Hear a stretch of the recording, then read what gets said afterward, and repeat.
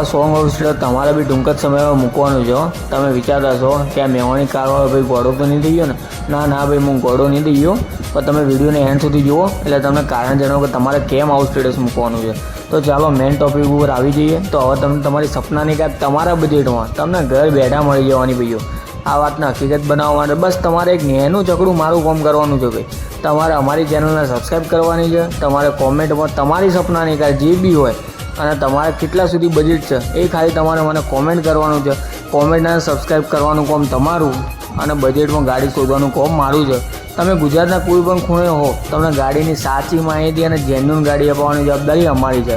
તો આજે જોડાઈ જાઓ મેવાણી કારવાલા ફેમિલીમાં અને જલ્દીથી કોમેન્ટ કરો, સબસ્ક્રાઈબ કરો અને નીચે આપેલા નંબર ઉપર વોટ્સઅપ કરી દો. તો જલ્દી તમારા સપનાની ગાડી આપણે ઘર બેઠા લઈ લઈએ.